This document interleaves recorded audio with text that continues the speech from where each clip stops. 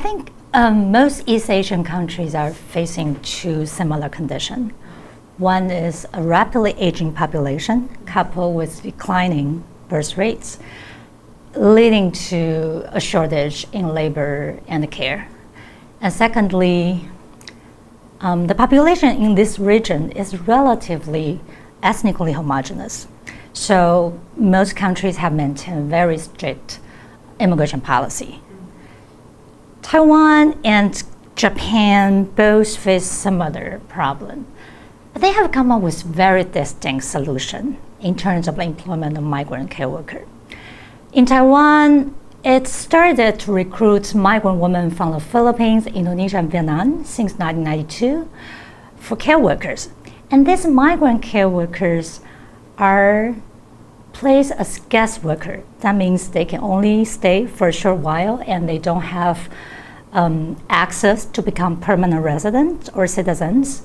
And at the same time, they have to work, most of them work in private homes.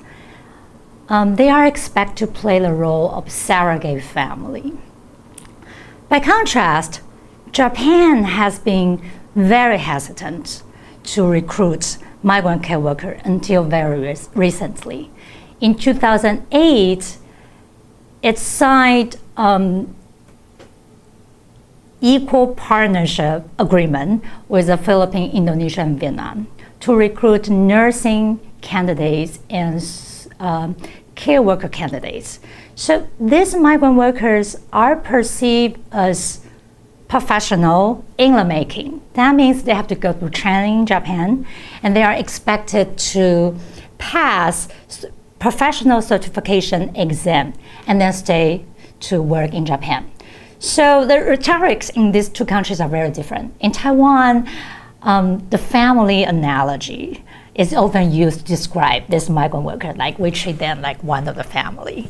But in Japan, they are really treated as professional English making. So in my paper, I try to explain these differences by looking at two major factors.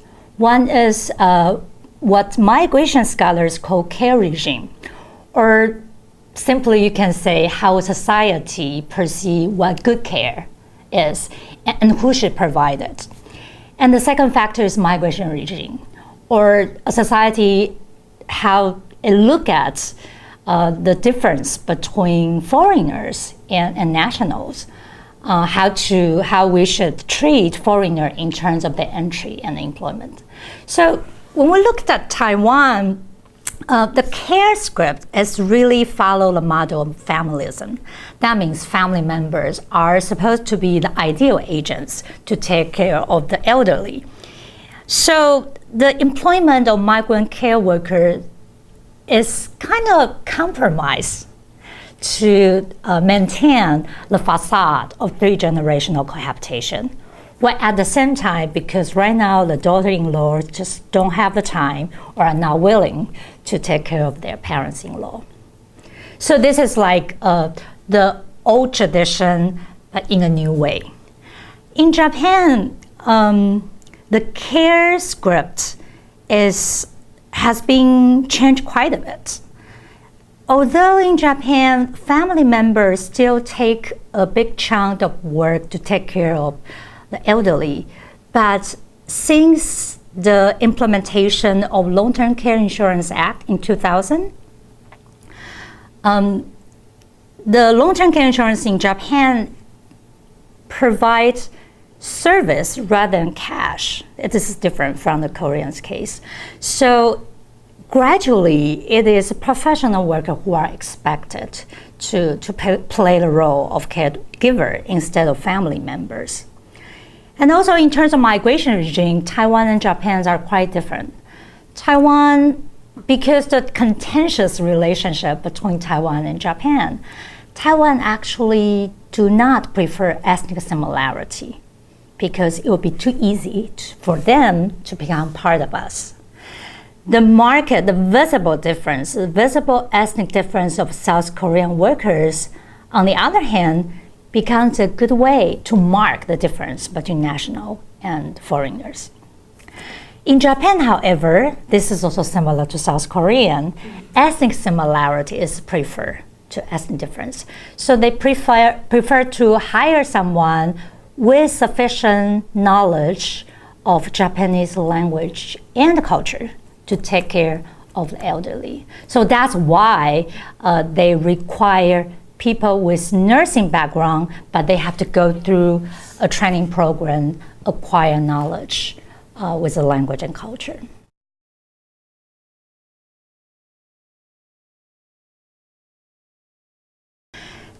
In Taiwan, because migrant care workers are employees at private home, and they provide standby service.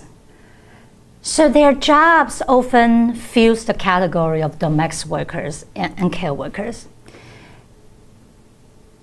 At the same time, even the government does not quite recognize their work as real work because they are not they are not covered by Taiwan's labor standard laws. So overall, the existing condition of migrant care workers has become a barrier to the professionalization of care work. As you can imagine, local people are not interested in enter this position.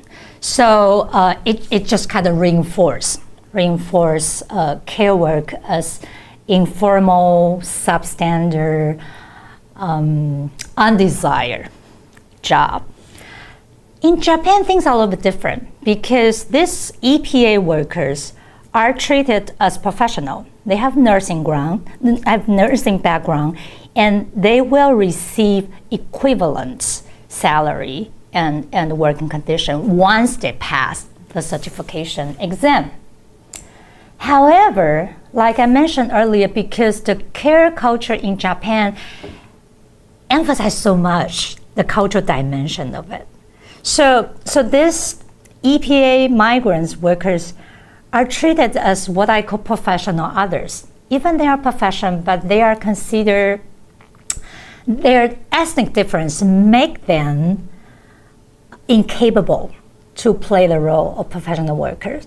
So, but I also want to mention that when you look at the survey with care facilities in Japan who actually employ these EPA workers, these employees actually report very positive evaluation of these EPA workers. They will use reason like they bring fresh air to the Japanese elderly. They are so cheerful. They have soft skill.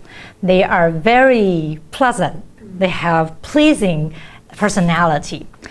In other words, they are using this essentializing rhetoric to describe this professional other, only that they use the ethnic otherness as some kind of soft skill and positive capability. And even migrant workers I interview, they use similar rhetorics to emphasize their capability.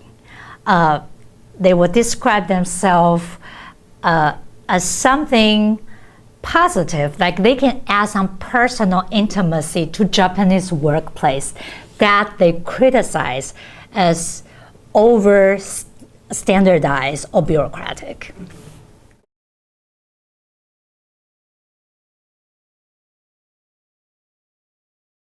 Well, in Taiwan case, I call this migrant workers deferential surrogate. So this is like oxymoron.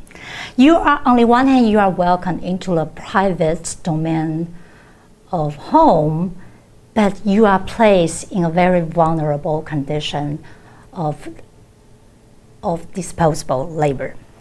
So there is this contradiction. The migrant workers right now can work as long as 12 years in Taiwan. The Ministry of Labor even proposed to extend the maximum duration to 15 years. However, they are still not able to become permanent residents or naturalized citizens. So I think this tension, this inherent tension make this system, make this policy unsustainable. In Japan's case, although they are treated as semi-professional, but I mentioned earlier, because the professional care work itself is perceived so embedded in Japanese culture and language. So it's actually very difficult for them to pass the certification exam. And because the passing rate has been so low, this policy became a de facto guest worker system. And interesting, even for those who actually pass the exam, many of them decide to leave Japan because they feel like the Japanese workplace is not welcoming foreigners. So I think for Taiwan, the government really need to recognize that care work is real work, and the migrant worker should not be treated as disposable worker, but a worker with permanent right entitlement.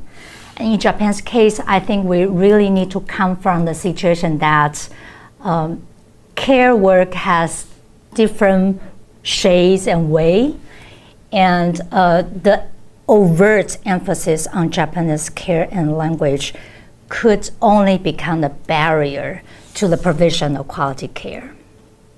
So in terms of concrete policy measures, then, would you recommend, for example, Taiwan changes to make the immigration status more flexible, and Japan maybe loosens its language requirements a bit, that sort of thing? Yeah, I do think so. I think in Taiwan, even though they are not going to become naturalized citizens, but they should entitled to equal rights as local workers. And especially in terms of the right to transfer employers, and also the regulation on their working hours and their off days, especially they should be covered by the labor standard laws.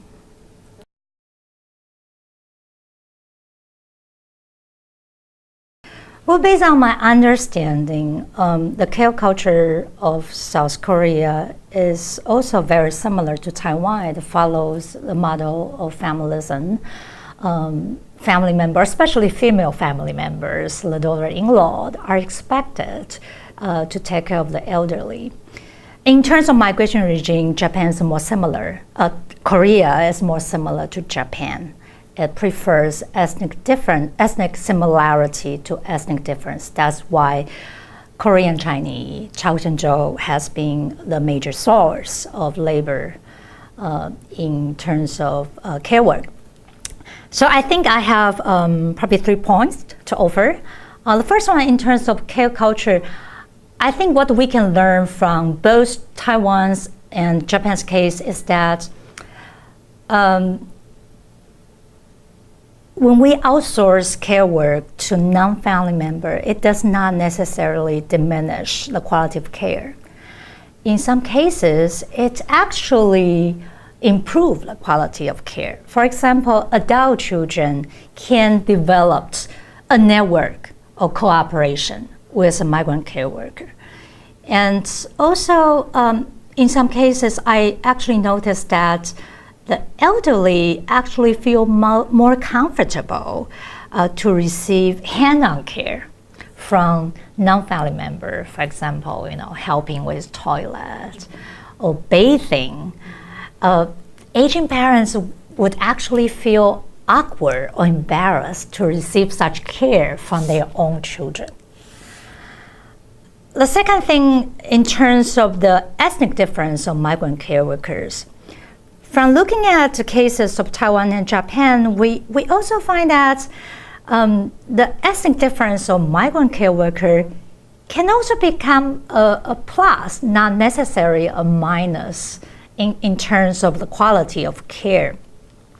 For example, for the older generation of Taiwanese and Japanese, they did not express affection toward their children verbally or physically. But when I observe their interaction with migrant caregiver, I notice the changing behaviors quite shockingly.